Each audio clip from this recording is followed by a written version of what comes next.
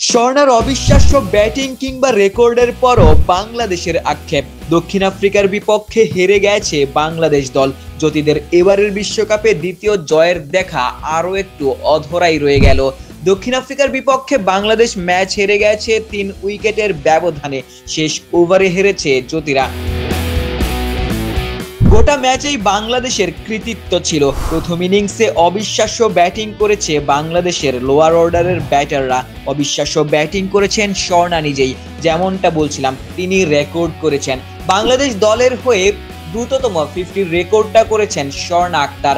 বাংলাদেশ দল রান করেছিল 232 রান। দুই ওপেনার দারুণ শুরু এনে দিয়েছিলেন, যদিও বা মন্থর ব্যাটিং করেছিলেন ফারজানা হক এবং রুবাইয়া হায়দার। তবে শারমিন সুক্তার 50 এবং নিগার সুলতানা জ্যোতির 32 রানের ওপর দারুণ একটা ফাউন্ডেশন পেয়েছিল বাংলাদেশের ব্যাটিং অর্ডার। শেষ দিকে অবিশ্বাস্য ব্যাটিং করেছেন স্বর্ণা আক্তার। মাত্র 35 বলে 51 রানের ইনিংস, 3-6 এবং 3-4-এ স্বর্ণার স্ট্রাইক রেট ছিল 145-এর বেশি। সেই সাথে ঋতুমনির 19 রানের ক্যামিওতে বাংলাদেশের সংগ্রহ দাঁড়ায় 6 উইকেটে 232 রান। অবশ্য এই রানটাকেও ডিফেন্ড করতে পারেনি বাংলাদেশের বোলাররা।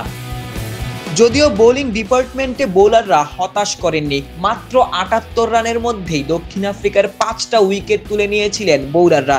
তবে আরও একবার হতাশ করেছেন ফিল্ডাররা ক্যাচ ছেড়েছেন। সেই ক্যাচের খেসারতি দিতে হয়েছে বাংলাদেশ দলকে। প্রোটিয়া ব্যাটার ট্রায়নের সহজ ক্যাচ ছেড়ে দিয়েছিলেন দ্বাদশ ফিল্ডার সুমাইয়া। সেই ক্যাচটাই আক্ষেপ হয়ে থাকবে বাংলাদেশ দলের জন্য।